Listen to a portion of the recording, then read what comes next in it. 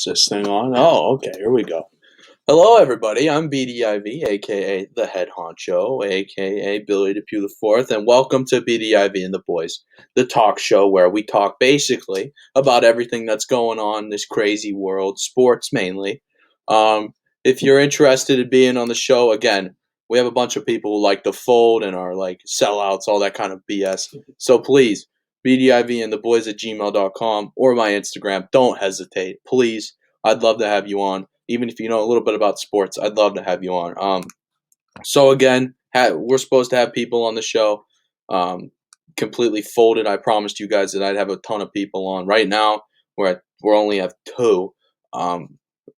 Just absurd how people just suck at planning stuff. But you know what? It's whatever. It's whatever. We'll overcome it. So obviously tonight we have our way too early mock draft predictions. But before we do that, I want to get into a few things.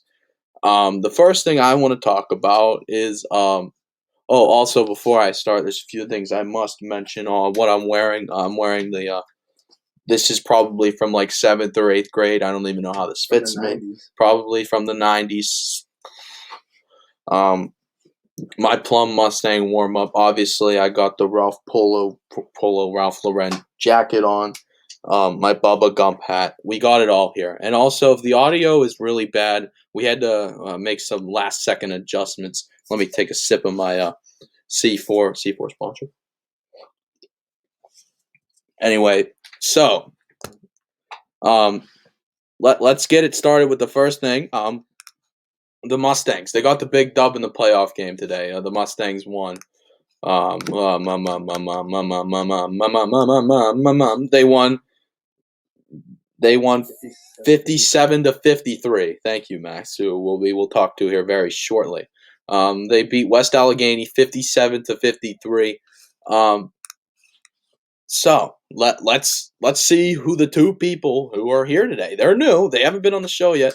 Camera Dose is going to be Max, and it's going to be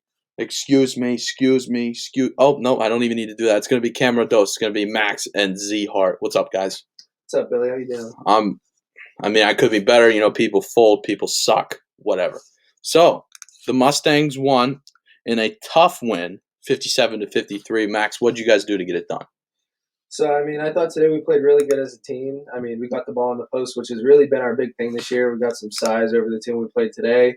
Connor had another great game. As a team, we played really well. The defense was there, and it's just another great win, ready for the next game. That's obviously great. So, you guys, this was a good win, obviously. This is a very important win, or else the playoffs are over. I mentioned it a few times. The Mustangs, not being one of those teams, I think they would have made it anyway. But every team made the playoff. Well, I don't know. But every team made the playoffs this year because of what we call COVID. COVID's going around. It's spreading like wildfires, apparently. I don't believe any of that. But, hey, that's just me. So a few things tonight. I want to mention Max Connor Moss reportedly, multiple sources, went down on the court tonight. What does that mean for the Mustangs in your next matchup? Yeah, so end of the fourth quarter, he suffered a little leg injury. I think Connor's a tough kid. He should be able to get some treatment over the weekend. I know we don't play till Wednesday, so might be playing through a little bit of pain, but I think he'll be back. Even if not, I think we've been playing great as a team, making good passes and stuff. It's not just one guy, but I think he's going to be back and ready. And we all hope he does. You know, Connor Moss, Mustangs' leading scorer. When I did the Highlands game with Matt Frass, who unfortunately is not here tonight, really bummed out. You know, again, people fold, stuff like that. People suck. We watched the Highlands game, and honestly, the only way you can stop Connor, from what I've watched, is really you have to game plan for him. And once you game plan against one player, obviously another player, more stuff opens up. And so, Max, from what I know, it's a tough matchup next week. Who are you guys playing? So we're against Newcastle. They're the 2 seed. They played the team we played tonight pretty well. They beat them both times. It should be a good challenge. It's a far drive for us. It's going to be an away game, but it should be a good challenge Wednesday night. Yeah. So today was a home game, right? So yeah, Mustangs. Obviously, there's not a ton of fans, but how much more of a pressure factor is there now that you have to go all the way out there? So I mean, for the playoffs, how they're doing it this year with the whole tournament and stuff, which it's a little bit different. So today we played at our home court, but each team's given 50 fans each. So there's actually 50 West Allegheny fans and 50 Plum fans. So I mean, that kind of takes off the edge. There being pretty much the same amount of fans on both teams, but I mean, going to a different court is definitely different. I mean, playing on your home court's a lot. You're a little bit more comfortable and stuff, especially going somewhere that we've never played before. But I mean, it shouldn't be too bad. I mean, it's not. They're not going to have a student section or anything, which won't really give them a bigger advantage like that. Yeah, a few things that I've been noting over, I want to apologize for real quick. Number one, if you hear a dog barking in the background, please ignore it. Obviously, we're a very young stream, not young in age, but like as long. Oh my god, I can undone. As far as like how long our channel has been around, we're still trying to buy some stuff. I don't know if you guys can't see it, but I just bought myself a brand new ring light, so the lighting issue it's gone. We have beautiful lighting now, perfect lighting. Number two, if you see on camera Dose, these guys just look like literal glitch bugs right now. If I didn't tell you it was Max, well, no, you could tell if it was Max. But if I didn't tell you that Zach was over there, you probably wouldn't have known it was Zach because he honestly just looks like a glitch. It's really bad. But I want to apologize for that. Again, I'm using my old man's webcam that he uses to teach art class, which I think art is dumb. It's stupid, but whatever. Um, so I want to talk about the starting five real quick, and then we'll move on. So obviously we have you playing the five. Let's start from the one. My nose is really itchy. Let's talk about Alex, who hopefully will be here in a few minutes. You know, people suck. They people, you know, inconsistent per se. But we'll talk about Alex first. So when I watch Alex play, um, he brings a defensive edge in my opinion, but mainly he's evolved as a player. And talk about that a little bit. How much has Alex evolved from this year to last year, and how has his game really changed? Yeah, so I know coming up after the game, talking to Billy and Matt, some of the other guys recording, and I'm agreeing with them. I think Alex is our guy. He's made the biggest jump since last season. He's really taken a spot as a leader on the court, especially on defense. I mean, he's matched up against their best, if not their second best guy every game. So I think he's really given us that edge, that competitive edge. Honestly, that's getting everybody going, and it's helping us win some big games down the stretch. Yeah, I mean, from what I've seen, as far as from last year to this year, I've seen crazy amounts of shooting. I mean, the dude pops one or two threes a game. Doesn't like might not make them every time, but definitely has become more of a shooter. What I like about Alex's game the most is definitely his defensive edge. Not really talked about at all. No matter who it is, whether it's Alex, whether it's Max, nobody really talks about defense. And I think when the Mustangs go into more of that half court press type deal, when you have somebody bringing the ball down the court, I actually think Alex does a really good job of keeping him there, keeping his guy there. Um, Moving on to our next player, let's talk about Tarasi next. And wow, we have 13 viewers. Really sucks that people have to fold and nobody be here. If we be here again, if you want to join the show and help out our understaffed staff, BDIV and the boys at gmail.com. We'd love to have you. But right now we're on the topic of the Mustangs getting the dub. Talk about general Mustangs basketball stuff like that. Moving on to Tarasi means Tarasi, just an athlete. Max, what do you think like his best skill set is? Like, what is he the best at? Or I think you said it best. Tarasi's just a freak athlete. I mean, I've been playing with all these guys since I was younger, and Tarasi's just every single year he's made steps and steps to be even more of an athletic player. He's really good on coming down in transition. He gets us a lot of good transition buckets, and he's another great player. He sets a good defensive edge. He locks down usually him and Alex switch off between best players every game on defense. So I mean, he's another guy that adds a lot to the team. Yeah, and getting some comments about camera dose. Again, I apologize. Camera dose. It's a webcam. I mean, what else am I supposed to do? I can't turn my camera like this and do this every time. I'm using a Mac. I can't do it. But no, definitely. If you watch the replays, they're uploaded to YouTube. I think it's PBSD Athletics. Um, if you watch Tarasi's game, his film, it's unreal. The guy is very acrobatic at the rim. most of the time his layups, he's not like 1-2 up with one hand type deal. He's usually just jumping off of 2 feet and maneuvering in midair. Um, Also, very underrated on the defensive end. Again, I think all five players are really good on the defensive end. Um, so he's just last game I did. I think again against Highlands. I think he had like 4 steals, and it was like the first half. He played amazing on the defensive end. We already talked about it a little bit. Let's talk about Connor real quick. There are some reports, um, per Max, obviously, that Connor did go down tonight. But when he's healthy and teams don't game plan it against him, how much really is he just an offensive threat? I mean, as the season's progressed, they've game planned a little bit against it, but I mean, he still ends up scoring as much as we need him to. I think he's a great asset. I mean, he can step out and shoot the three, which he does a lot, and we also get him a lot of post looks and stuff too. He's really our guy for scoring on the offensive end. So, I mean, he's just been honestly the past 3 years he's been a big scorer for Plum, and I think he's got a lot ahead of him. I think even when he plays in college, he's gonna keep up his reputation. Yeah, I'm hoping to really see what he can do on the college level as well. Thank God the dog isn't barking. I'm very happy about that. Um, let's talk. So the four position this year, there's been a few guys that have been interchanged in there, and especially like the sets that you guys have been running. So there's been some sets where you haven't even been the four or the five. You've had Nick Killinger in there, who's a taller guy. Um, and then you have sets with Will Brewer to add a little bit more speed, get down court a little bit faster. And then you have players like Cam Moss, who I think is the most interesting out of all of them. What does Cam Moss really bring to that starting five when he's in there? So I think Cam, even along with Nick Killinger, I think both of those guys, both juniors this year, getting a lot of varsity time, and I think that they've gained a lot of confidence. You can see even Billy. I know because you came to some of our earlier games in the year. I know even from then till now, they're a lot of confidence shooting the ball down low. They can post moves, rebounding. I mean, Cam just as much as Nick. I mean, they bring a big presence on the court. When we have more than one big body on the court, it really sets a presence. And teams that we play against, even it's tough for them to box out all the time. And we haven't really struggled much on the defensive rebounding end, and we have two big bodies in the game. And even as well on the offensive end, we've got a lot of offensive rebounds from Cam and Nick getting easy buckets off of offensive boards. Yeah, I mean, all of them. I think even Will Brewer brings an asset to that starting lineup.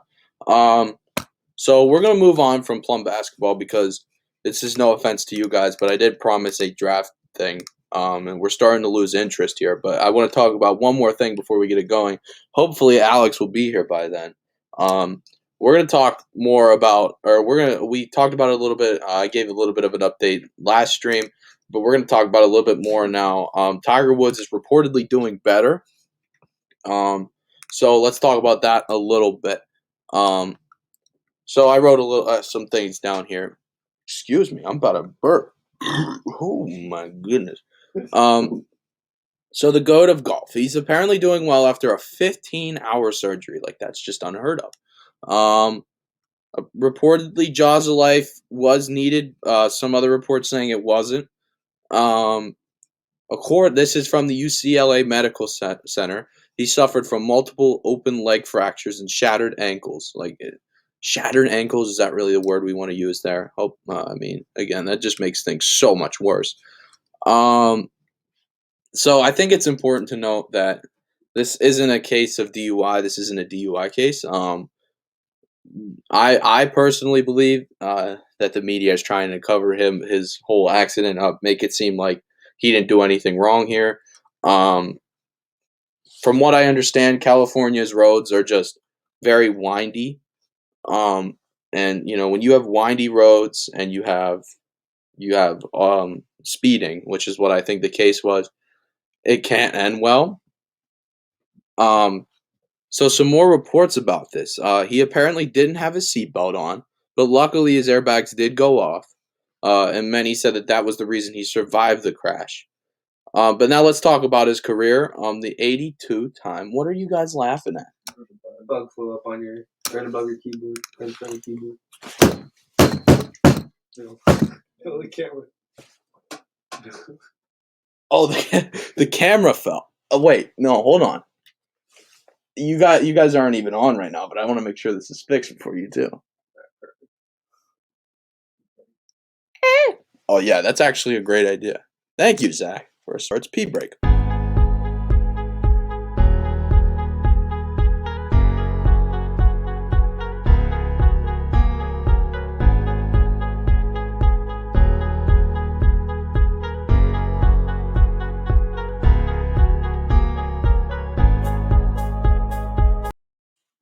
All right, sorry guys, a little pee break. You know me, just had to take a pee.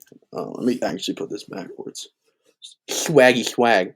Don't want to lose interest here, so let's start asking questions about Tiger. What happened to Tiger? So about his career, like I was mentioning, he expressed multiple times, numerous times actually, that he wants to make a comeback to golf, and it's important to remember that shortly after he announced this, he had a what was supposed to be a career-ending back surgery. Um, so I believe we'll talk about it in a little bit. I'll ask these two, but I believe golf will stay relevant. But the game definitely won't be the same. So from what I understand, my friend Max here did a little bit of research, and Max apparently he was on his way to an event. Is that correct? Yeah, so I saw online that he was with a couple guys at another golfing event earlier that weekend, and he was on his way to another one when this happened. So that's another reassurance that it wasn't a DUI or anything like that. It was middle of the day, and he seemed to be on his way to a golf event. And they said he was speeding because he was late. So I mean, that's really reassuring to anybody that was hoping that he wasn't doing anything wrong. Yeah. I just think the media will definitely cover this up and make it seem like Tiger did nothing wrong here. This is not to throw Tiger under the bus. I don't think he cares about a small podcast in Plumboro with 5 people watching, 6 actually. Um, what they have to say, but I think Tiger definitely should be a little more careful, obviously, and that goes for all Californians out there. Max told me earlier that this is a road that has a high volume of accidents, so that's important to know. But let's get into our main questions here. Um, Zach, is there a chance that Tiger Woods makes a comeback? I believe that Tiger Woods has a chance of coming back, but in my opinion, I don't think he will because coming off of an injury like that, and he's been successful before in golf, so that's just my opinion. Yeah, Max. So, what do you think? Does Tiger coming back? Yeah, I'm thinking the same thing as Zach here. I mean, I've heard that his goal is to make the comeback, and it might not. I mean, to get back to full strength, it said they're thinking like, I mean, 8 to 12 weeks for his body to heal, but for him to get in full motion and stuff, they're saying at least a year. I think with him being 45 already, and he's already accomplished a lot in his career, and even after Billy said that back surgery, I mean, I feel like it might be best for him just to throw the towel in. I mean, it's like what we say with Big Ben. Like you want to end off on the high note. Like he had his surgery and stuff. If he comes back and isn't the same as before, it's just gonna not ruin his legacy or it's gonna dig him deeper in the hole. So I feel like he's not gonna come back after this one. Yeah, I mean, we already have some comments going on here. Brandon always chiming in after I put him on the show. Great guy. I should have invited him tonight. Um, actually, you know what? Hey, Brandon, I know you're watching, and I know this is a weird invite for everybody, but I'm gonna send you a link to the show. If you want to come on for the, if you want to come on for the, oh wait, did I send you a? Oh no, I DM'd you. I'll try to do it at some point, but if you want to come on the show, I'll let you know. Brandon thinks that Tiger will be back. I'm gonna be honest, Brandon. I'm gonna have to disagree with that. So obviously he wanted to come back after a back surgery. I don't know if he really tested it out before, right after his surgery. You know, just off of like just knowing a little bit about back surgeries myself. I obviously never had back surgery, but my sister had some sort of back surgery, and from what I can tell you, it is at the very least, because this is how long it took for her, 3 months to recover.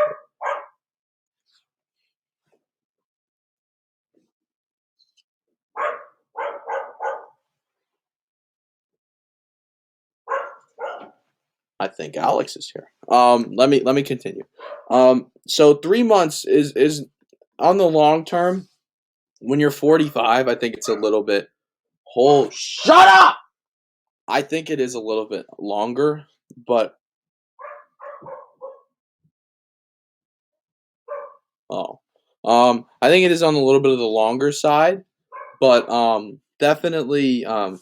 I mean, there might be a chance, but also I believe that I mean, this is more surgeries on top of that. You mentioned it. Holy crap, that is so loud. You mentioned that it might be like he might not even be able to walk again. This is this bad.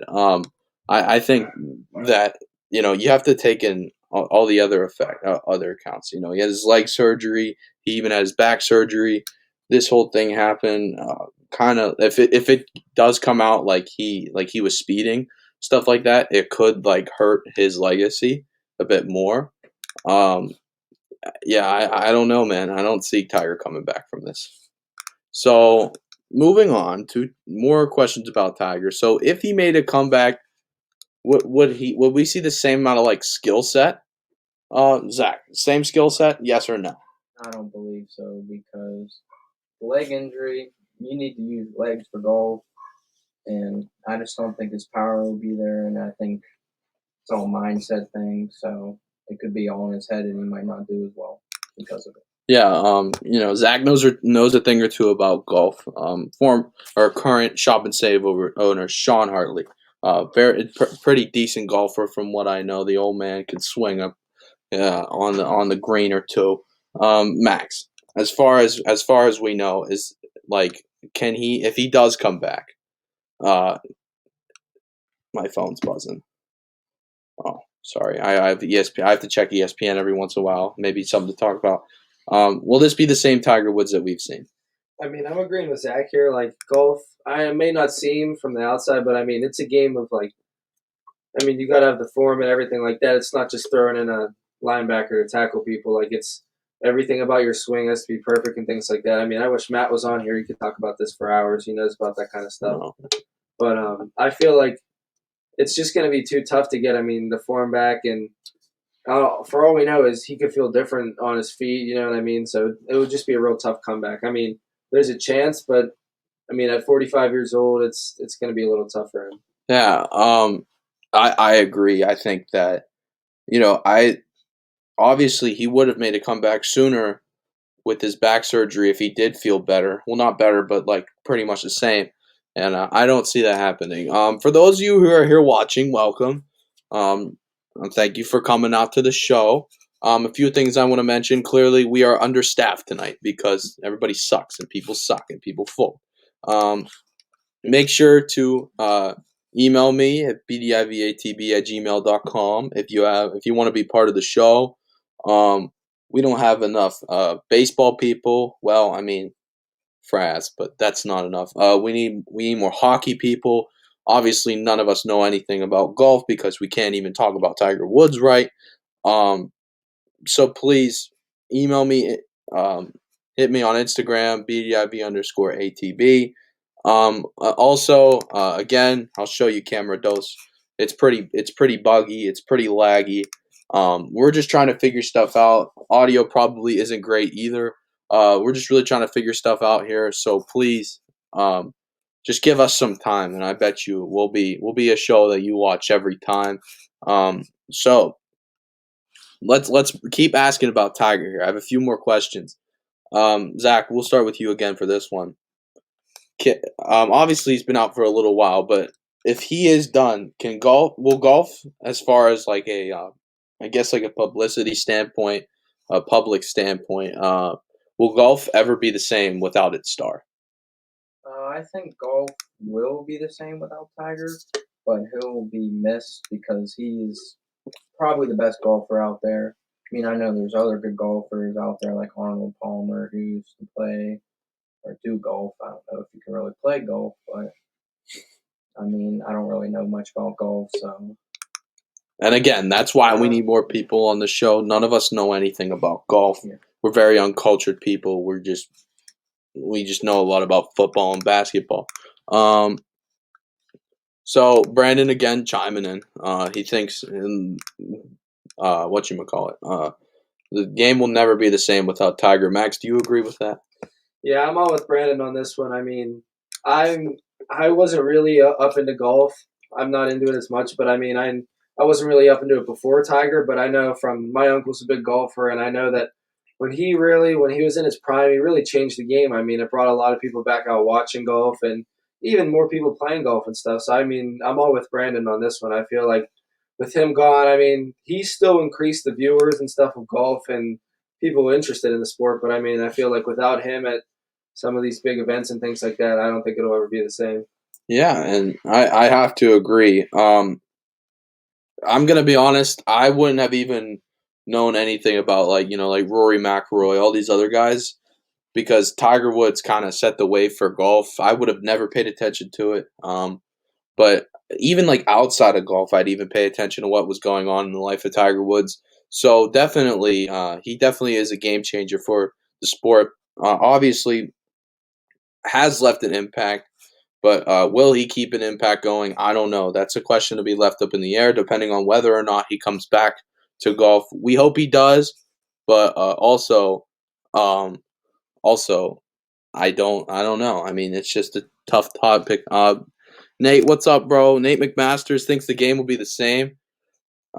He doesn't know much about golf, but Tiger has been good since since the third grade picnic. Oh man. Um, Nate, that was funny. No idea what it means, but third grade picnic. That's something I else. mean, Nate, you're, Yeah. I think Nate's a little right with this one too. I mean, we're me and Brandon. I think we're kind of basing it off Tiger's his prime of his career. I know he hasn't golfed in a long time, but I mean, I feel like and Nate's also right here. I mean, golf's gonna stay as how it's been for the past couple years, but I mean, still think Tiger really cracked it open back when he was in his prime. Yeah, the fact that he already had back surgery, which there's a reason why he had it. It wasn't from an accident or anything like that. It was from playing golf. So I don't think it'll be the same. I don't even know if his back is still fully recovered yet. But the last question about Tiger Woods, and this is just a general question about sports, and I wish more people were here to hear this question because people suck, people fold, but it's okay. We're not, I don't want to talk about that at all. But is Tiger Woods, and this is a big question, and a lot of people are going to have different opinions on this because people play different sports, they watch different sports, but is Tiger Woods the GOAT of all GOATs? And what I mean by that is every sport has a GOAT. So for basketball, we have Michael Jordan. Well, arguably Michael Jordan. You could throw LeBron in there or whatever you want to do. We talked about that on our last show, actually. So if you want to go watch episode 2, I believe, we talked about it on episode 2. Um, Football, again, debatable, but most people believe it's Tom Brady. I wouldn't know about baseball. Um, yeah, and then you have Babe Ruth. maybe maybe Babe Ruth. That's like the only name I feel like I'd know. Um, and then for obviously golf, we have Tiger Woods. So Zach, is Tiger Woods the GOAT of all GOATs? Now hold on. Actually, before I ask you that question, I already asked you it, but I mean before you give me your answer, um, Tiger, it is important to know, and I want to do a little bit of research on this. He's won 82 PGA tours. I thought PGA tours only came around once a year, and clearly that's not possible because Tiger Woods is 45. And that wouldn't even be possible if the PGA tour came around 2 times a year. So my question to you, Zach, is Tiger Woods still the GOAT of GOATs? And again, if you leave your answers, leave your comments down below because I'm anxious to see. Tiger Woods, I don't think he's the goat of all goats because there's Tom Brady, LeBron James, Michael Jordan, and well, I know Brandon thinks Michael Jordan's go to basketball, but Brandon, LeBron's go to basketball. We know that. But anyways, he's not. Tiger Woods is not the goat of all goats in my opinion. Max, is he the GOAT of all GOATs? So comment like thinking off of it first. I mean, I wouldn't say that he is just because golf isn't as recognized as some other sports like Michael Jordan. Like I know watching the documentary about him over quarantine. I mean, everybody knows him. Same with Tom Brady. I mean, after this year, after winning that Super Bowl, I mean, he's just he's real known as probably the greatest football player of all time. I don't think Tiger's as well known, and the things like Billy's telling me, the amount of PGA tours he's won. I mean, I had no clue he's won that many. I'm looking a little bit here too. Like he's winning. Like he won the U.S. Open by 15 strokes in 2000. Like that's unheard of. That's insane. It's the U.S. Open. So it's important to note. Welcome to all the people. Welcome to all the people on the stream. Again, I want to apologize for a few things. If the audio sucks, I'm sorry. We had to improvise a little bit with the what the text up my mouse. We had to improvise with the audio because we're all in the same room. And obviously, camera dose is a little bit buggy. I've been messing with it all day, could not get it to work. But obviously I wanted to show you guys this stuff. So, but Evan Smith chimes in here, and he doesn't agree that Tiger is the GOAT of all goats, and he says that Tiger Woods is tied for the most wins in PGA. So I guess 82 wins is normal for. Let me look that up. Who is Tiger Woods' like kryptonite? I'm guessing whoever it is was before Tiger's era. Yeah, it had to have been. PGA Tour most wins. So that's actually going to be Jack Nicklaus, I believe. No, it says he's won 73. Maybe Evan knows if you can type it. Yeah, if you could let us know, let me know. Yeah, I guess Jack Nicklaus. Jack Nicklaus is the first name to pop up. I tried looking at Arnold Palmer here, but it's not letting me click on it. Let me see. No, Arnold Palmer's. Maybe he's not. Maybe that was just Sam Snead is who I see. Sam Snead. Okay, so both with 81. He's right. Both with 81. 81. Well, I don't know where I got 82, 82 from. The dog keeps on barking. I don't know what's going on. Sam Snead. So, oh yeah. Thank you, Evan. So Nate's going to chime back in here. Nate thinks that he is. And here is why. We talked about this. I don't know if we talked about it on the show, but me and Fraz definitely talked about it off stream, I think. Nate thinks that golf is one of, and if not, the hardest sport to play. Mm-hmm. And I'm going to be honest. I agree. I believe that as a football player and, former basketball stud, as you can see by my shirt here, I think golf and baseball, it's tough to say. It's tough to say which one is harder, but I agree that both golf and baseball are the two hardest sports. After that, I would say basketball, football, they're all in like the same range of toughness. Yeah, I have to. I don't know if that would make him the GOAT of all goats. There's a lot of things you have to take into account.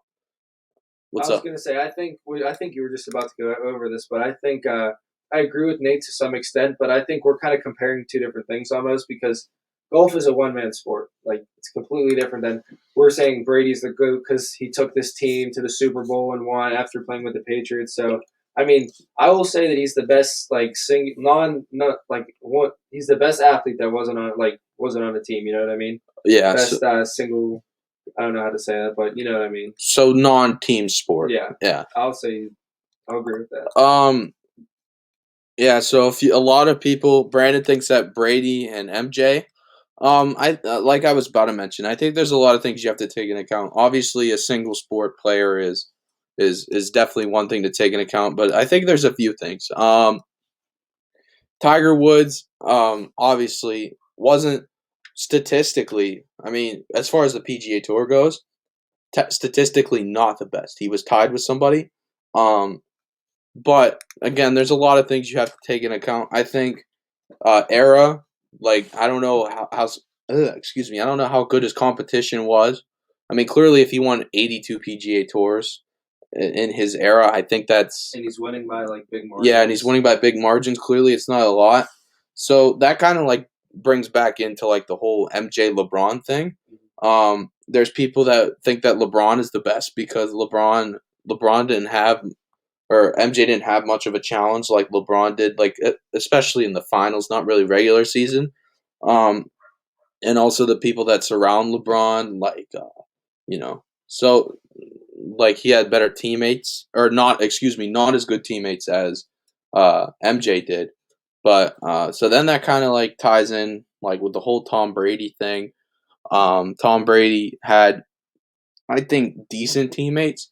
Not the best teammates, but definitely the best coach, in my opinion, to like one of the best coaches to ever coach football in Belichick.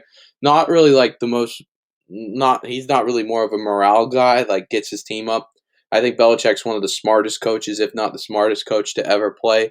Um, but I think it's important to note, hmm, in my opinion, Brady wasn't the best at every category. He was really good. So you have like Brady. I don't think definitely now doesn't have the strongest arm in the NFL. Brady definitely is not the most mobile guy. If you watch he has the most. He has the funniest 40.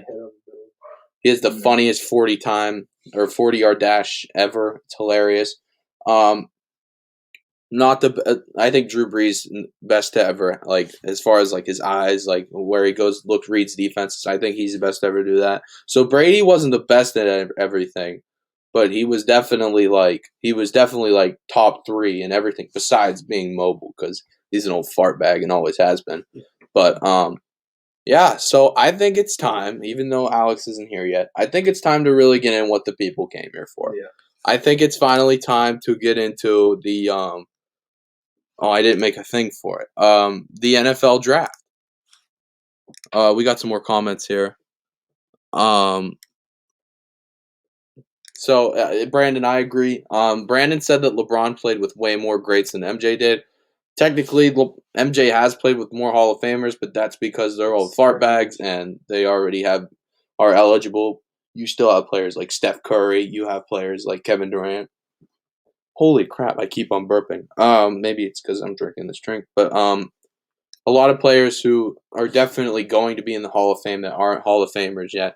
So we're going to wrap up that topic there. Now it's really time to get into what the people came here for, the NFL mock draft. Um, here's how this is going to work. I planned on picking on different people for different picks. But I have all three of ours, at least our picks, right here in front of me. And we're just gonna go down the list. We'll get a little bit of an analysis of like why we think they take him there, like what the team needs, why they're such a good player.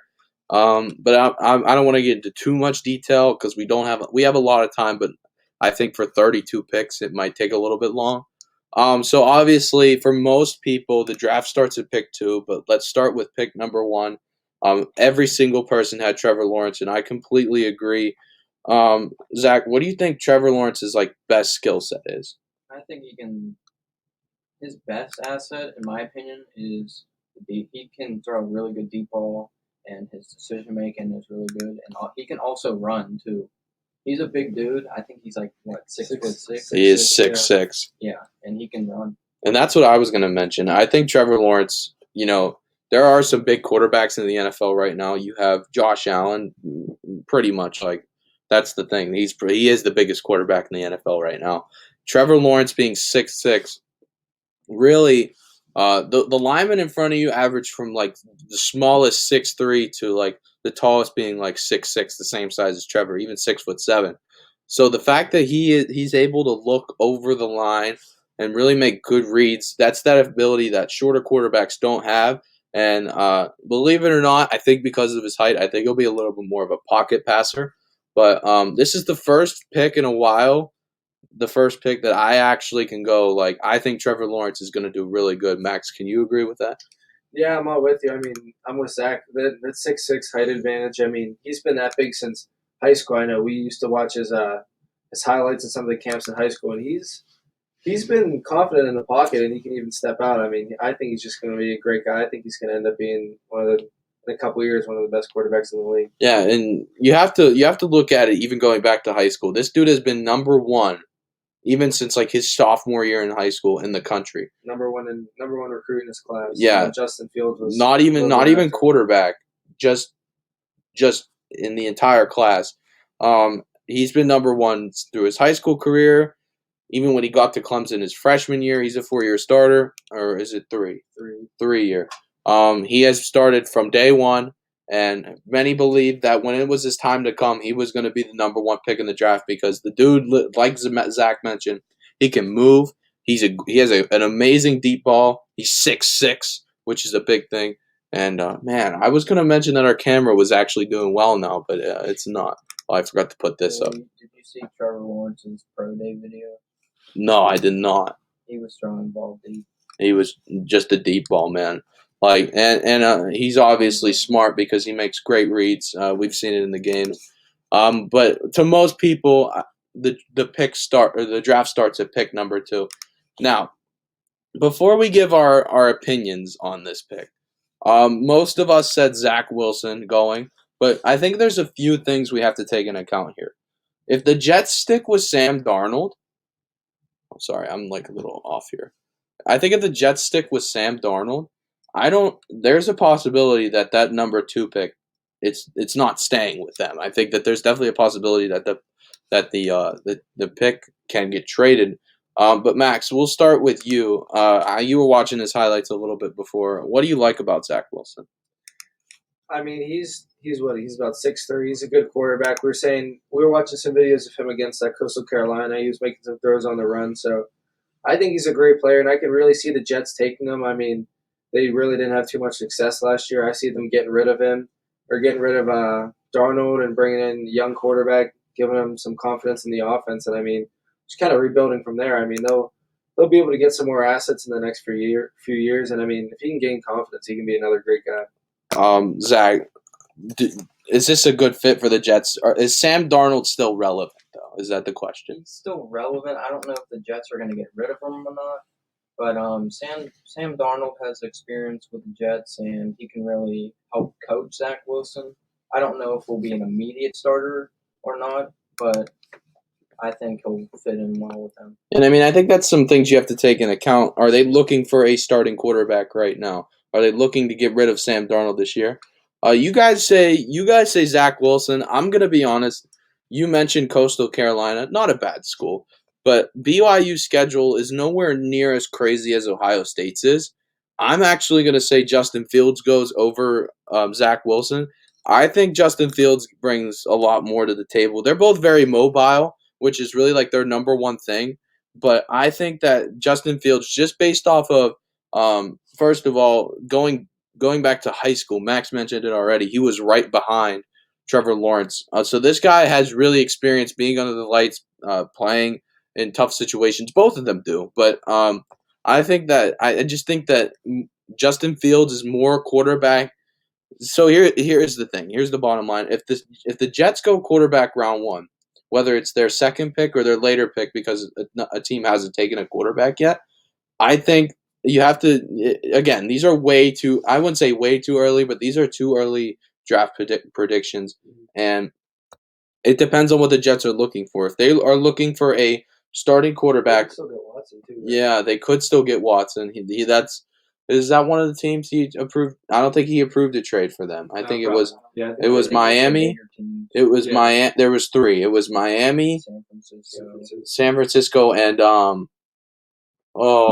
maybe it was the Jets. No, the Broncos. Oh yeah, you're right. It was the Broncos. They So again, I just think he's more starting quarterback ready. But if they're looking for let's develop a guy, let's see what he can really do. I think Zach Wilson is the way to go. Moving on to our number 3 pick here, the Miami Dolphins.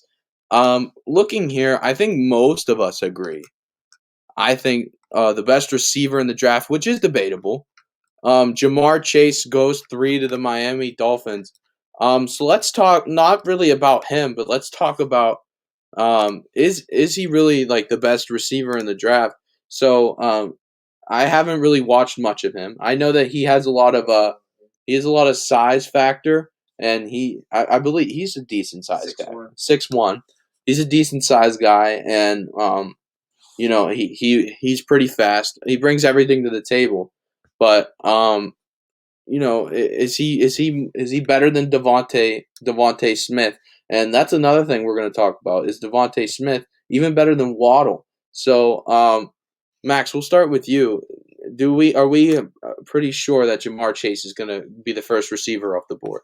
So I'm pretty confident that he is. Me and Zach usually like to talk about this a lot. It really comes down to your route running abilities. I mean, we see some of the best guys. Like, how about Cole Beasley this year? Great route runner. He ended up making big steps in the playoffs. So I think it really comes down to the route running. He's not an insanely big receiver. He's not.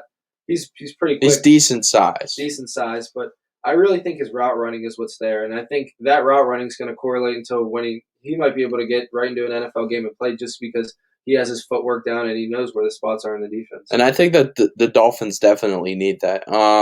They need a guy who can step in right now as a receiver threat. Yeah, for especially for a young quarterback. Obviously they don't actually no, not obviously. They don't really have much.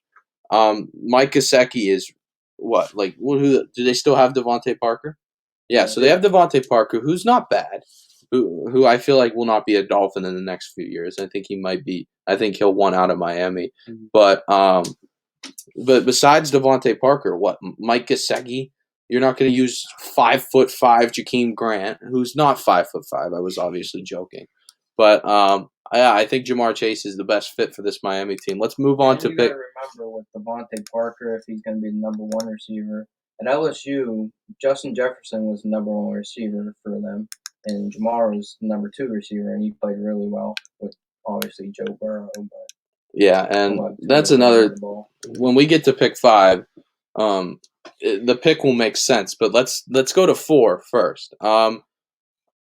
Atlanta Falcons are on the board for pick 4. Everybody has a quarterback going this pick. Most of you guys have Justin Fields going here. I have Zach Wilson going here. Again, I think Zach Wilson's a great player. I just think the biggest factor really is just experience playing against tougher opponents. So Max, we'll start with you.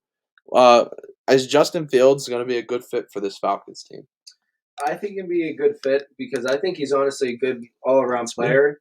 And I think also with Matt Ryan still there, I mean, if he can learn from Matt Ryan for a year or two and learn the system and get into it, and then, I mean, I think he can do good, especially if he's got some good wide receivers and tight ends, and he can really take over their offense, I think. Yeah, and it's important to note a few things.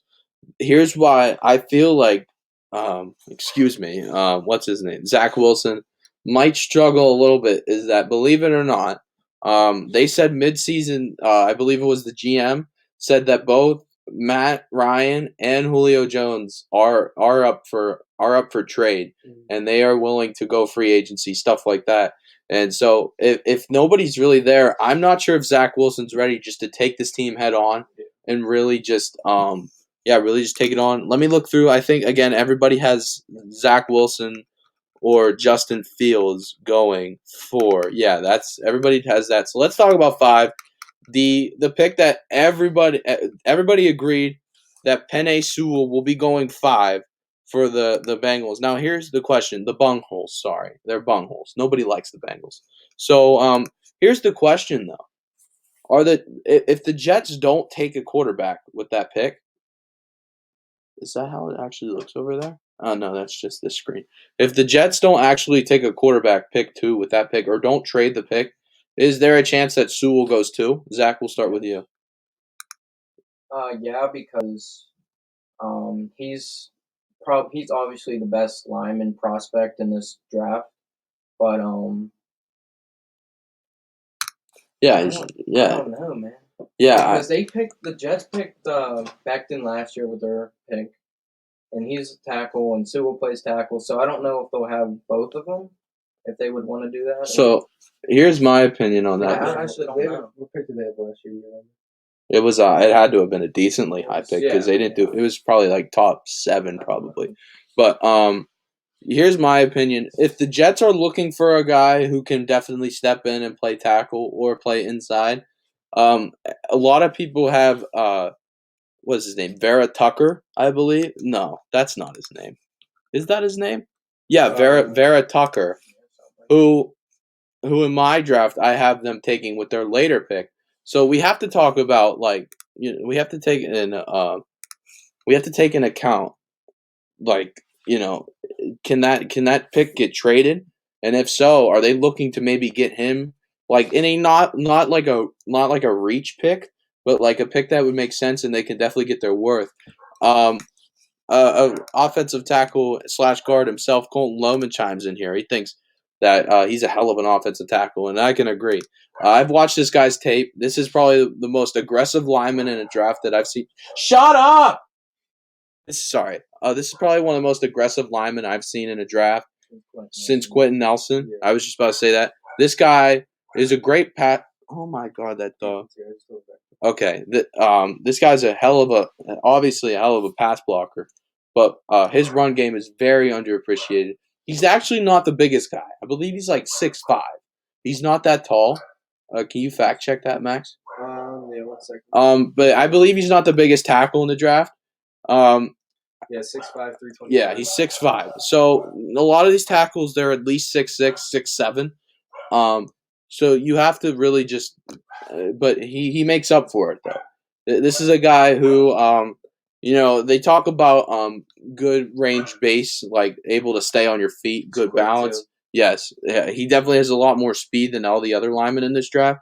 He is again one of the most exciting linemen to watch. I've never seen such a more better down blocker than again Quentin Nelson.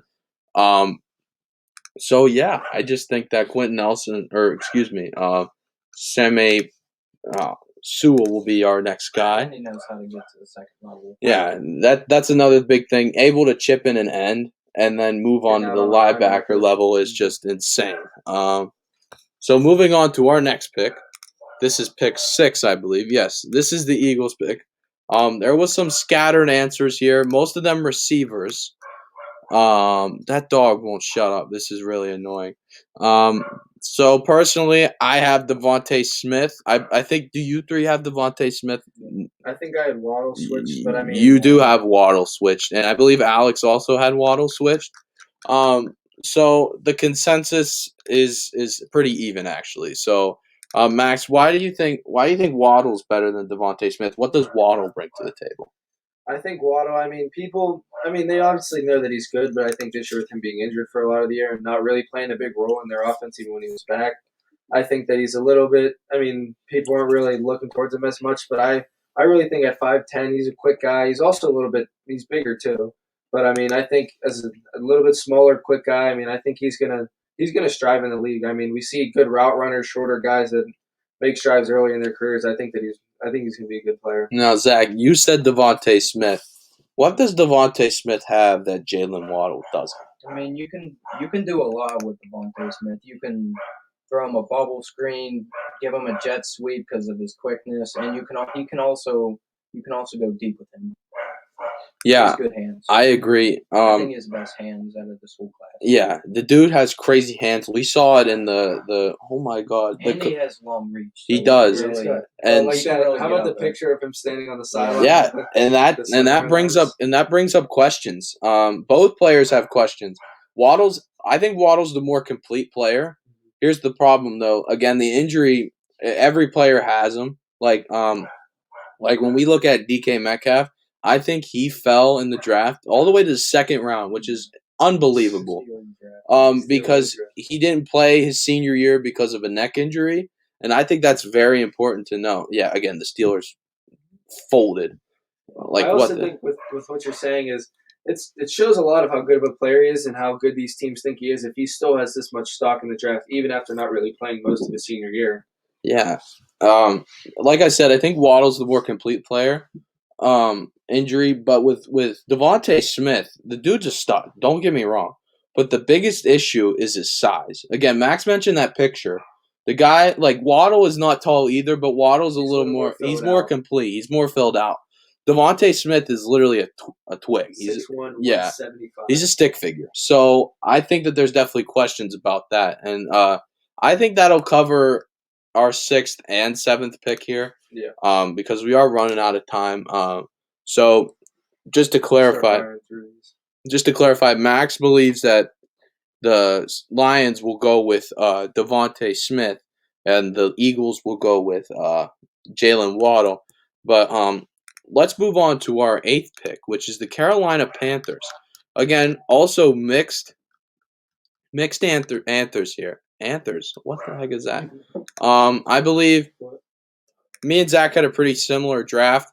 Me and Zach have Caleb Farley going with that 8th pick to Carolina. Max, you actually had. I'm with you guys on Oh, that. you do have Caleb Farley going 8th. So Zach, this Carolina defense, they definitely need a corner. How much of an impact do you think that'll make, Caleb Farley? Caleb Farley is a really good player, and he'll impact the Carolina Panthers defense because Carolina's defense played really garbage. And with Farley on the team, he can cover.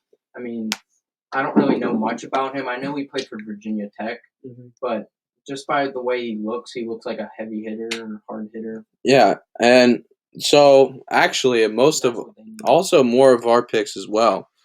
Another corner. Again, we'll try to cover 2 picks at once here. A lot of people have Patrick Surtain going right behind him or right before him. Max, Surtain plays for Alabama. How much more of a factor you think that is besides against Farley playing for Virginia Tech? I think we talked about this a little bit earlier with Justin Fields compared to Zach Wilson, but I think when you got a corner or you even any position, if you got a guy that's playing the biggest game of the year, I mean he's playing the national championship. I mean, I know he wasn't this year, but he's played it before. I think a guy with that kind of experience playing in front of that many people, I think that he's going to be one of those guys you can drop right in, and he's going to get time his rookie year no matter where he goes. I think that he's corner's one of those positions where even if he's not covering like slot or like the best guy on the field, most defenses have 2 or 3 corner DBs on the field at once. Yeah. So I think he'll definitely get some minutes there. But looking at some other people's picks, Alex actually has a very interesting one with Trey Lance going 8th. Most of us have him going a little bit later in the draft. Mixed things there. But Zach, how much of sense would it make for Carolina to take Trey Lance? I mean, if they don't pick Farley, then my guess they would either pick Surtain or Lance because they need a quarterback. Teddy Bridgewater, I don't think he's their guy. And I think he's trying to get out of there, right? Yeah, he's so as far as I know. Sorry, let me switch cameras here. He's actually blocked Carolina on Twitter and made his Instagram private. Oh, Teddy. Yeah. So Deshaun Watson obviously was a little more of a man, and he went there and made it very clear that he does not want to return to Houston. Teddy's doing it a different way. So it might be a little early. It might not be. It definitely is too early to tell whether or not Carolina gets a quarterback here. Same thing with the Jets. If they stick with Darnold, that shifts the whole thing here. This could bump this bumps everything back. It's same. No, I think Atlanta will definitely take a quarterback. Yeah. If they keep Matt Ryan, I think that'll definitely lock down. I think that'll definitely. What'd you say? Matt Ryan will start, but whoever the quarterback is, and that's it'll be nice to get a young guy to learn. There's a few teams that are us included are in that same position with an older quarterback, but it would kind of make sense maybe to take a chance at one. But I think Miami. This is the same situation for Miami last year. They picked a quarterback. Was it last year? Yeah, Tua was last year, right? Yeah, they knew that they were going to take a quarterback. But I think Atlanta will definitely take a quarterback. And so if we go back, I think Zach Wilson's a better player. But if they're looking for I think Justin Fields is a better player. Excuse me. Yeah. But if they're looking for a player that can bring more to the table and develop more, I think that Zach Wilson's the guy. Let's move on here. What are we on pick? We're on pick 10 now because we killed 2 birds with 1 stone. All 3 of us have Kyle. You have Kyle Pitts going 10, right? Too, yeah. So all 3 of us have Kyle Pitts going 10. Is there any chance, Zach, that Kyle Pitts could go higher in the draft, like top 5? I believe that he could go to the Eagles because he can step outside and be a receiver because of his height and speed, and then he can also get inside a tight end where he usually plays and block. and run routes from tight end spot. And I think Philly really has to make that decision. Do they have enough at receiver where Kyle Pitts makes more sense? Because I think they mentioned a few times. Oh, camera dose is kind of cutting out here. It's just black. Why is it just black? Oh, there we go. Sorry. I think they have to really make a decision. Do they have enough at receiver to really just go, you know what, screw it. We have enough young guys. We're just going to go Kyle Pitts, who, in my opinion, even though he's a tight end, might be one of the better, literal receivers in the draft. Max, what do you think? This is honestly, he's one of my favorite players in this draft, if not my favorite. I mean, he's a big body tight end. A great tight end coming out of college with confidence is a great thing to have on a team. Me and Zach were watching his film earlier. It's hard to guard him. I mean, a 6'5" guy that can go outside and run routes. I mean, he's going to be another outstanding guy no matter where he goes. But I think he might end up 10th, but that's even a little bit late in my opinion. Yeah, I think this guy, if there was teams that needed him, I think this guy's seriously a top 5 player in the draft. Not only is he a great receiver, I watched a little bit. Every player that I think is going top 32, I watched just a little bit of game film on him, and I think that not only is he a good receiver, he actually can block a little bit too. Yeah.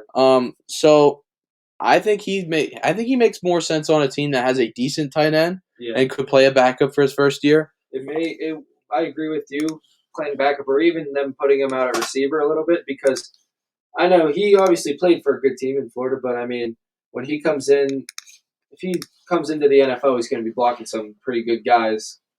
You know what I mean? It's different than blocking some people in college, you know? Yeah. So most of us agree Kyle Pitts is going 5.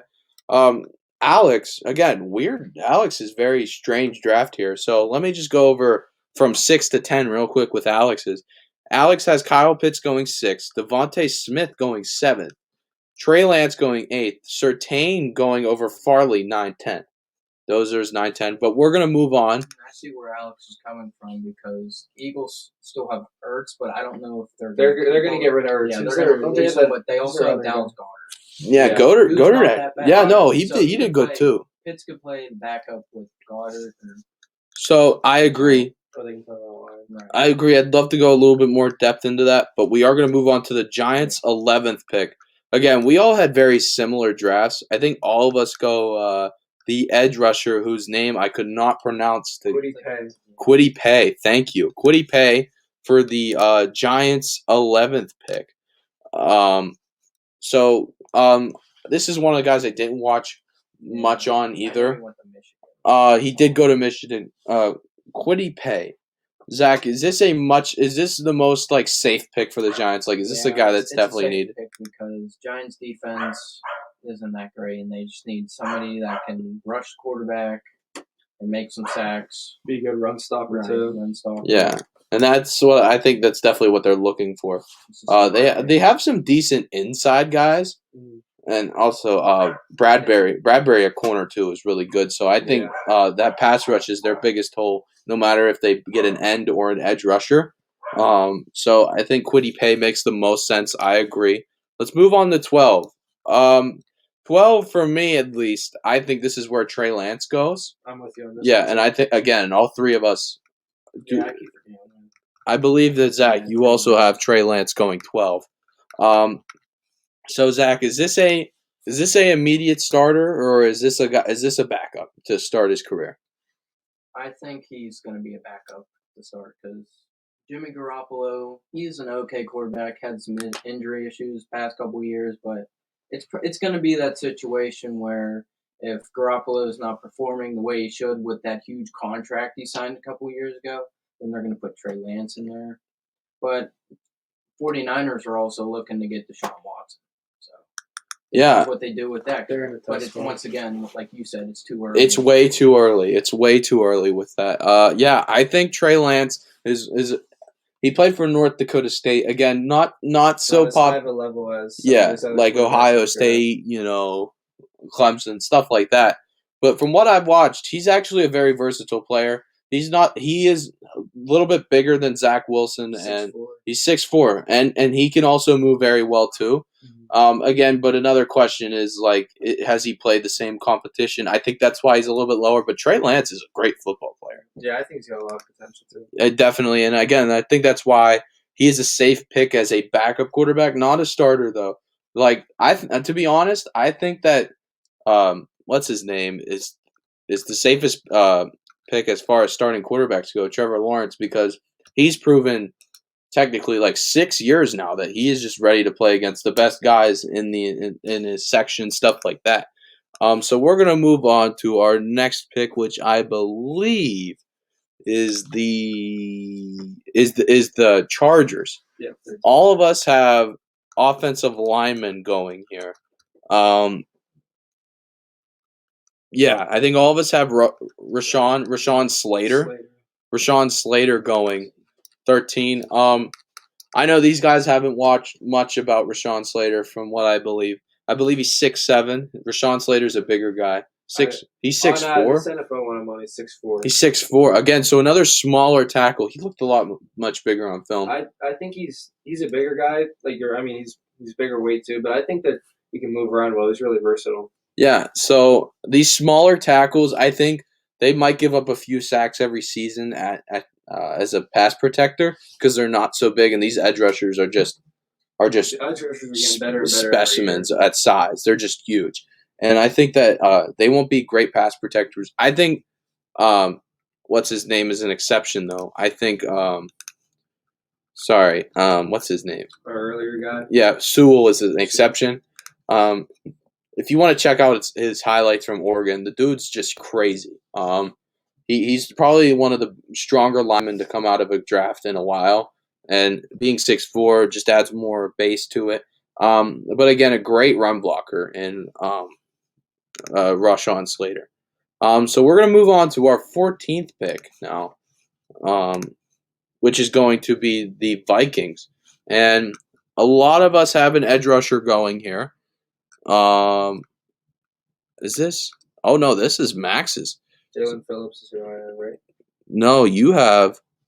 So Max, yours was a little bit off from the picture I have here. You have so let's repeat Max's from 5. He has Sewell going 5, Waddle going 6, Devontae Smith going 7, Farley wait, hold on. Yeah. Oh no, you were right. Sorry, I was looking at something else. So you have Jalen Phillips going there. I have Gregory Rousseau going 14th instead. I've watched this dude from Miami. He's not bigger. I believe what's his face is bigger.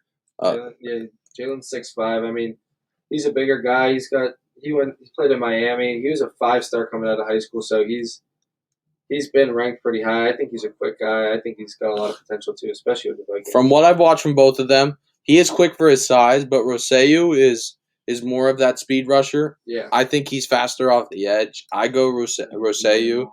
Yeah, I go with Rousseau 14th. I think your guy is a better run stopper from what I've watched, but because he is bigger, he can cover more gaps, possibly knock 2 guys into one to cover more gaps. 15, the New England Patriots. I actually think this is who, if any team's going to trade for the Jets pick, I actually feel as if it's going to be the Patriots. Again, Patriots have a pretty middle pick here, right in the middle. I have Micah Parsons going 15. Zach, again, I think we have very similar drafts. I think we both have Michael Parsons going 15. Max also has Micah Parsons going 15. So from the way I look at it, as far as Micah Parsons go, Alex was talking to me a little bit about it. Micah Parsons has had some off-field stuff happen, which I can't get into too much detail to because apparently it's really disgusting. He's not really the best guy personality-wise. But there's also some questions in his game. Question is his game as well. I think he by far is the best linebacker in the draft. The guy who's right behind him isn't. There's a lot of holes in his game too. He's the best run stopper in the draft. I think we can all agree on that. Michael Parsons is definitely the best run stopper in the draft. Yeah, and he definitely is a great blitzer as well. The question I have for him though is his pass defense. From what I watch, not linebackers don't usually have the advantage in man, which is I can understand that. But that's why a team would draft a linebacker early is because they can play good in man. I think Penn State played a lot of zone defense, like they were in a 3-4 look. I don't think he was great in zone. He when he drops back, he wasn't really good at it. Gave up a lot of. He didn't play underneath very well with drags. Let a lot of deep like middle posts go over top. I don't really like Michael Parsons, but I think 15. And there goes Cameron Dose again. I think 15 is a reasonable pick for Michael Parsons. Personally, I don't think he's that good. Max, what do you think? I think I agree with you on this one. He's just a little spotty to me. Like I've seen him make amazing plays on defense, great run stops and things like that. But I also agree with you. His pass coverage isn't the greatest. I mean, it's going to take him a little bit of time to get comfortable, especially if he's going to be an interior guy, like calling the defense and things like that, because he's a little bit bigger. He's not the tallest, so I feel like he's going to end up inside, I think. But I'm with you here. He's a spotty one, but I think he's got some potential. Oh, dude, if It he also doesn't help that he opted out for the season. yeah, He might be a little rusty, especially being a linebacker. That's all. Yeah, and that's I agree with that. There's a lot of players like who I think could have gone pretty high up in the draft but opted out. Paris Ford being one of them. Did he play like He opted out halfway. yeah. So when the schedule actually started getting tough, I believe the game before the Clemson game, he said, "You know what? I'm done. I'm not playing for the rest of the season." I think that like players like him, Michael Parsons, definitely add some question there, opting out. Do you think opting out, like obviously COVID comes around? Do you think players are really opting out because they're scared of COVID, or do you think this is more of just like keeping themselves healthy? Yeah, I agree. I think it's just more of a I know Jamar Chase opted out, but I think his was COVID yeah. because of his family.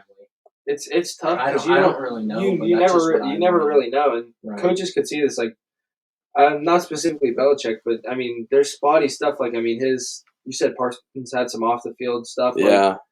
I mean, it depends. It's the NFL; it's a little bit different. But I mean, some coaches aren't as they want to pass on guys that have a lot of off the field stuff. I mean, we've seen lots of players go down that were great on the field, but off the field just ruin their careers. Yeah, so we're going to move on to the Cardinals pick. All of us here, besides Alex, who, again, really weird draft, but it's still possible. We all have who the Steelers, for a while, we thought, you know what, the Steelers are going to get this guy. We have Najee Harris going 16th, I believe, to the Arizona Cardinals. But my question is to you, Zach. They have Kenyon Drake, I believe. Is this real? Trey Edmonds, yeah. So is this like a very much need for the Cardinals? It's not a much need, but it's definitely going to help out the Cardinals. And Najee Harris, he caught a lot of receiving touchdowns, so that's going to help out too with Kyler. If he's because Kyler likes to scramble, and if he can't find anybody, he can check it down to Najee, and Najee can make it happen. Yeah, I mean, this is from if you've watched the college football, even just the championship alone, you can really tell that this is just the second coming of Derrick Henry, except not as big, but he's just shorter. Yeah, he's a little bit shorter. I believe he's definitely faster than Derrick. And he also brings that receiving edge as well. As far as Alex's pick goes, he has Quiddy Paye, right? Paye? I don't know. Whatever. I said him earlier. Yeah, Alex has him going all the way down to 16, which is also another Cardinals need. I don't know how. Maybe it's because I believe the Cardinals are actually in a little bit of a off-season pickle here with both of their running backs. So maybe it does make sense for them just to take a running back here. Let's move on to pick 17, which is the Oakland Raiders. Alex has Las Vegas. Las Vegas. Sorry, I forgot they moved. Alex actually has back-to-back edge rushers here. This is where he thinks Rosseo goes, which is a little bit odd. I think we actually all have some different picks here for the Raiders. I know we have a different one for this one. Yeah, Max. I had the Notre Dame guy. Yeah, you both have Jeremiah Owusu-Kamara going here. Personally, I think that there is more of a need in the defensive back area. I have J.C. Horn going. Yeah, so J.C. Horn. I believe that J.C. Horn is pretty level with the other corners in this draft, but there's a few holes in his game too. Yeah, so I think J.C. Horn is definitely a good player. The linebacker from Notre Dame, Owusu, I believe is his name. He's the second best linebacker in this draft, right behind. Yes, so he's not a. I think just Micah Parsons just being like the best blitzer in this draft alone makes him 15th on the board for all of us. But I think for sure that he's a lot. Owusu's a lot more balanced. He's versatile. I have him going not much farther. I have him going 25th to the Jags. We'll get there shortly. I want to just start flying through picks here. 18, I have Travis Etienne going here. Etienne, for those of you who haven't watched his game with Clemson, right-hand man to Trevor Lawrence. He's more of a, if I could compare him to a player, it's Alvin Kamara for sure. Like spot on with the same type of deal. Speed is definitely there, and he's a great receiving back. Power again. This is another player that I think would make more sense as Zach takes a business call here. I think a lot of people said, "Oh, the Steelers get a chance on this guy." Again, I think more of the season went on, I think people started to realize that that ETN and both Najee Harris were both like bigger threats as far as that goes. So let's move on. So this was another spotty one for a lot of us. I have Mac Jones going 19 to the Washington football team. Max, you also have Mac Jones. Yeah. Zach, did you have Mac Jones? No. Who did you have going? Do you remember? This is where you have J.C. Horn going. Yeah. Yeah. Again, J.C. Horn, great player. But here's the problem, though. If Washington football team doesn't get a quarterback, I think they'll still end up drafting a quarterback. But oh my god, that damn dog. My question is though, like, is Mac Jones like Zach? Is he really like that good, or did he just have a lot of guys around him? And is he starter ready? I mean, Mac Jones, I don't think he doesn't compare to like Trevor Lawrence or any of that, but you got to remember that he had Waddle and Jude, or not Judy. He was also Devontae Smith. Devontae Smith. Yeah, and again, he's like probably the second best or second most like well actually no, he might, as far as all the quarterbacks in this draft go, as far as schedule strength, Alabama might have had the hardest. Clemson's had some pretty easy games here and there, but there's no question about Trevor Lawrence. He's just a stud. Justin Fields too. Yeah, they all kind of fit in that same. They all in like same type of conference. Like they're all good playing against tough opponents. Yeah, compared to who you say earlier, Zach Wilson and Trey Lance. Yeah, Trey Lance. But again, they all have pretty similar games. This is why I think like a lot of these older guys should just hang up the cleats. Like I think Phillip Rivers did it at a perfect time. The game is really evolving. We got a lot of moving guys. Is that Al? Al, come here, dude. Come right on the show. Come take a seat. We've been waiting for you, dude. 12 picks left. We got a few more picks left. We're waiting for Al. We're on the Washington football team pick. We're on the Washington football team pick. As Alex I guess it's okay to swear on my stream now. I'm kidding. Obviously kidding. Just sit down. Come on, just sit down. So, Al, you have Rashad Bateman going 19. Sure do. We were just talking. We thought your draft was very interesting, but not in a bad way. So when you come and finally sit down in the hot seat. Oh my God, everything's lagging. What do you see? Like, how bad does the Washington football team really need a receiver here? Just depends on who their quarterback is. Yeah. With Scary Terry, definitely need number 2. So if they bring back Heineke, should be interesting if they draft Bateman there. Definitely should be interesting. And before you walked through the door, we were talking about it. Like all of us have Mac Jones going 19. Do you, if they were to take Mac Jones, do you think he's starting quarterback ready? Absolutely. You think? I think after that year in Alabama, he proved that he's a starting quarterback in the NFL. So he goes to Washington at 19, I think it's bye-bye Taylor Heineke. See, now here's the thing. There's Alex Smith too, isn't there? Yeah. Nah, So there's two quarterbacks that he would have to beat out and wait. Well, I don't think Heineke's going to be that tough to beat out. Yeah. Here's the thing, though. But Here's the problem. If the football team doesn't like we were talking about this, Mac Jones had everything you could ever want around him. You have a 5-star quarterback. You have 2 guys that are projected to go top 10 at receiver, and a good O-line. Yeah, and a great O-line. So Mac Jones had everything he ever wanted around him. I don't know if that's going to make much of an impact, but again, we're running short on time. Probably 10 minutes left to get through the rest of these picks. Might actually finish early. We're going to go pick 20 here, the Chicago Bears. Let me look here. Pick I know I picked Mac Jones. Yeah. I Oh, think so I you did. put Mac Jones at 20. Who did you? Where's it? Bears. Who did I have? Who did you I have had for Darisaw. football team? No, Darisaw. yeah, I saw you had Darisaw, who again is. I think he's the bigger guy. I think Yeah. Darisaw is the bigger lineman. He might actually be like 6'6", 6'7". He's 6'5". Yeah, he's He- Virginia Tech. Right? He's 6'5". Okay, so I guess compared to the rest of the draft, he's a little bit taller. Zach, so you had who did you have going for the football team, Zach? Jason Horn. Oh right, yeah, we talked about that. You had J.C. Horn going there. So for Darisaw, 6'5", 313.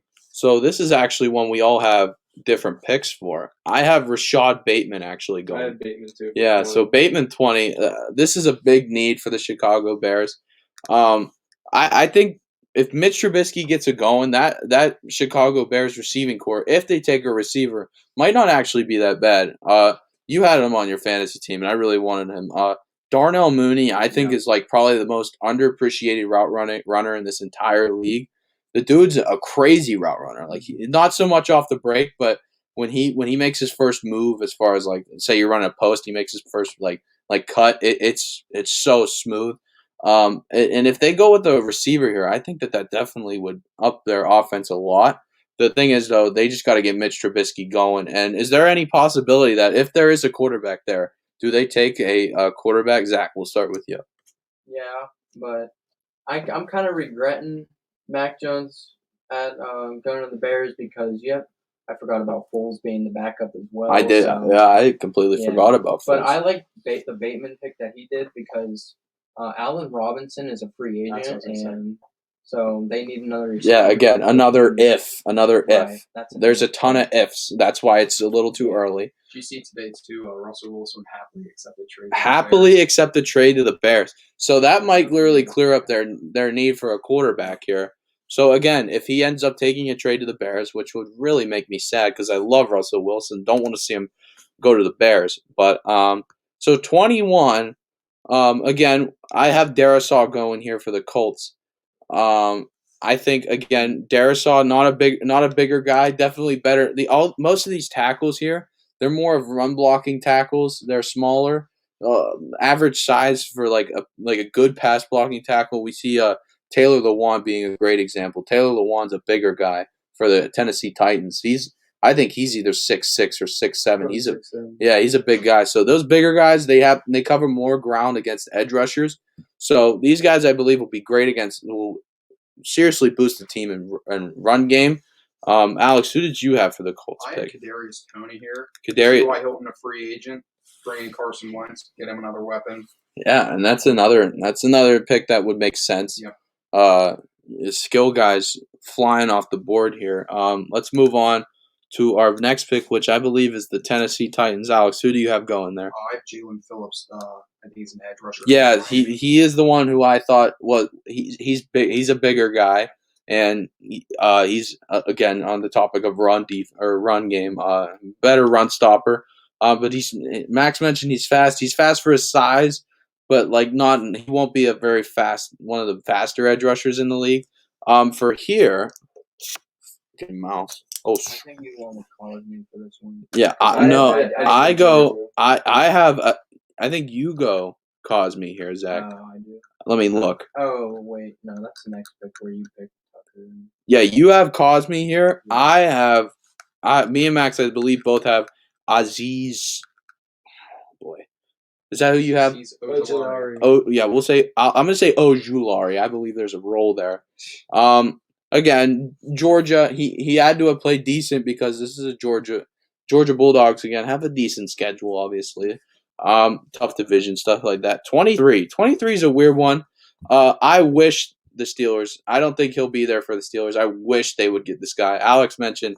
I think this is like one of the best picks in the draft. Yep. I think Elijah Vera Tucker is going to go 23 to the New York Jets, and then if they end up getting him, by far the Jets will have the best draft this year, just round one alone. So Elijah Vera Tucker, he's listed on some websites as an inside lineman.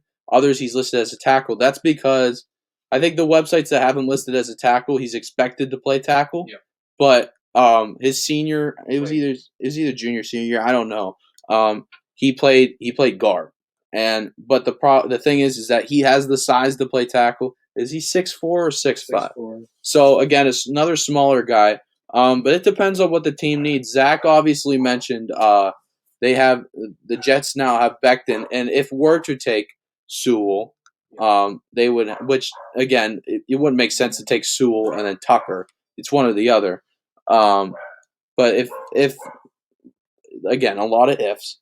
If they could take Tucker here and possibly put him at guard. Yep. Definitely a big need there. Let's move on to the Steelers pick, who everybody thought after the season was over, oh, we should try to get Najee Harris. We should try to get Travis Etienne.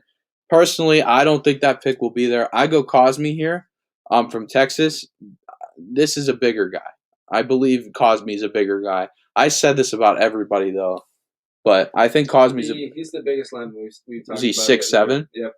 So Cosme's 6'7". So as far as like a play standpoint goes, I think the Steelers for the past 2 seasons now, actually 3, have been we've been pass first. So I mean, again, another if the Steelers stick with Big Ben and don't, I mean, I don't know. Like it looks like it. Yeah. So is it safe to say that a tackle is a decent pick here, Zach, for the Steelers? Yeah, Villanueva just recently went off the Steelers. I don't think he retired, right? I don't think he retired. He's a free agent. I don't think the Steelers will come back. I don't see the retirement, so the safest pick for the Steelers has to be. And that's why I think if Vera Tucker is still here, and we still have Filer, who is young still. He's young. Did he play tackle? I think Filer played tackle too. I think he was playing a little bit of left tackle most of the year. Yeah. So if we end up getting Vera Tucker, if Villanueva doesn't come back, there's still a hole inside. So the way I look at it is this: as a center, and as far as pass protection goes, I had the easiest job in the world against most defenses. Unless there's a guy head up on me, I usually don't. I'm usually surveying, picking up blitzers. You don't see too many of those. No, right. So, at guard's another important position. So I think that Vera Tucker could make a big impact. 25. This is where I have you guys the second best linebacker in the draft, the more balanced player, Jeremiah Owusu-Koroma. I believe that's right. So Alex, who did you have for the Jaguars pick? Tevin Jenkins here, good. Trevor Lawrence, some protection. Yeah, Tevin Jenkins is also a great lineman. Max, I have Tucker falling here. Same thing as out. Like I think he needs another lineman to give Lawrence some time. No, here's the thing though, Max. I don't see Vera Tucker going that deep. Yeah, after I got to this pick, I kind of saw. I think the biggest question is teams. And inside, again, we mentioned Quentin Nelson's name a few times. He's the only exception. You don't draft an inside lineman first round, and I think a lot of teams are looking. Also 6'4", yeah, and he's small, but he can play tackle. He's played. I think it was his sophomore year he played tackle. Mm-hmm. So he's proven that he can. But is it the safest? I don't know. Let's keep moving on here. 26 for the Cleveland Browns. We've had some mixed picks here. Alex, whose was yours? I had Owusu-Koroma going here. Yeah. You guys both had. I think Max and Zach had the same player. I had that edge rusher. Yeah, you had Rosseu going here. I have a DB going here. I have a corner going here. Obviously, they have Denzel Ward. Shut up! I think Denzel Ward's a great corner, right? He's awesome. But they need a lot more help. I can't even pronounce this guy's name. I'm going to try. Fitu Melifowu. He's from Syracuse. I watched a few Syracuse games this year because I wanted to see if Gateway's Courtney Jackson could step on the field. Didn't see much. He was only on the field if they blew a team. Hello. Yeah. Oh God, this is gonna be such a bad idea. The dog is here. Oh jeez, this is such a bad idea. But anyway, I have him going 26. 27. We're talking about the Ravens here. Alex, who do you have going for the Ravens? I think the Ravens got to address wide receiver first round. I got Terrace Marshall. So we all have receivers going. It's a matter of opinion on who do you think is better. I go Kadarius Toney here from Florida. He was another receiving threat, obviously behind Kyle Pitts for Florida. But Kadarius Toney was the number one receiver for Florida. I think he got a little more targets. Terrence Marshall was the number two receiver. Number two receiver. Well, he became the number one after Chase opted out. Yeah, when Jamar Chase opted out. So both guys saw a good amount of minutes. 29. Let's move on because we are running out of time here. We're actually over our limit here. Alex, who do you have going to the Packers? I have Rondell Moore, Purdue's wide receiver, going here. Rondell Moore. Oh boy, I don't even know if I have him going first round. Who does he play? Who did he play for? Purdue. So I think that might be why a lot of people may see him early second round because it's Purdue, who saw a few opponents this year. I have a receiver going here. I had three receivers going back to back to back. I have Amon Ra St. Brown from USC. Kind of filled in Juju's spot when Juju left. Again, pretty good football player. 30, I think the Bills' biggest hole was an edge rusher. I go Joseph Osai here. Al, who'd you go with? I have ETN sliding all the way down to 30. Yeah, and that's the thing. I think Najee Harris will definitely go that top 15, 20, but 16 because the Cardinals would make a lot of sense. But yeah, ETN after that Cardinals pick, there's not a lot of teams that go besides the Steelers, maybe. Yeah. That go, you know what, we don't really need a running back. We could definitely get one. There's a few that are in free agency. Leonard Fournette, who's probably going to re-sign. Marlon Mack's another one. So, Aaron Jones is another big one. So, there's a few guys in free agency there. Wrapping up here, we're going to do the Super Bowl teams together. 31 and 32. I have two defensive guys here going here. I have another tackle, Alex Leatherwood here. And then I have Christian Barmore, who played amazing for Alabama on the defensive line. That's mine. Let's look at. I believe this is Max's. Max also has Barmore going. Barmore going 32, and then he has Jalen Mayfield going 31 from Michigan. Alex has Joseph Osai dropping all the way to 32, and Wyatt Davis, the second interior lineman, going 31. I personally, Al, I'm going to be honest. I think 31 or Wyatt Davis, who I don't even know who he played for. Ohio State. Okay, so that would make a little more sense. So this guy's gone against some pretty good players. Yep. So maybe it would make sense to take an interior lineman top 32. And after Mahomes is running for his life in the Super Bowl. Yeah. So whether it's a tackle or interior, they need a lineman either way. And Zach goes Nick Bolton instead of all the other guys for the Buccaneers. So that's gonna wrap up the draft. Alex, I know yours already. You think Vera Tucker's gonna be the best player in the draft. Zach, out of all these guys, who do you think is gonna be the most impactful player in the draft? This is a tough one. There are so many great players, a bunch of linemen, but I'm gonna have to look at your guy from LSU.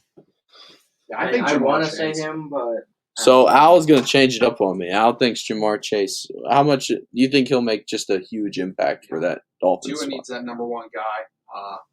So Jamar Chase can definitely do that. He looks pro ready. Oh, he's definitely pro ready. Max, who do you think? I'm with Alex on the same type. They need a receiver. I think Kyle Pitts, wherever he ends up, he's a great player. He's got size. He's got speed. I mean, he can step out, or he can even. He definitely can step out. He's gonna make a big impact. Yeah, Zach also agrees with Jamar Chase. I agree with Alex's original. I think Vera Tucker, out of all these guys, maybe Kyle Pitts is up there, but as far as versatility goes, this dude can even play center. So this is a three lineman positional player, and I think that this guy is just an absolute stud and can definitely make an impact and make any team's offensive line 10 times better. Even though he falls a little bit later because he's 6'4". Guys, thank you for coming today. People suck, people fold. We were supposed to have like 7, 8 people here today, but people suck. But thank you for watching. I'm gonna cut you guys out real quick. So, again, I've mentioned it a few times. Um, if you want to help out the squad, because clearly, oh my gosh, she's barking. I'm gonna wrap this up real quick. Thank you guys for watching. Again, email me if you have any questions about sports. I'd love to answer them over email. Theirs is right there. If you'd love to help out the stream, also send me an email. Make sure to follow us on Instagram. Also, make sure to subscribe to the YouTube channel. I apologize for the camera today. Sucked. Audio sucked because my stupid dog won't stop barking. But overall, I think today went pretty well. And we'll see you guys for episode 5, which will be on Tuesday. I'm not sure if it's going to be at 5 o'clock or 6 o'clock. We're working some stuff out. But again, follow me on Instagram. We'll let you guys know. We'll see you guys later.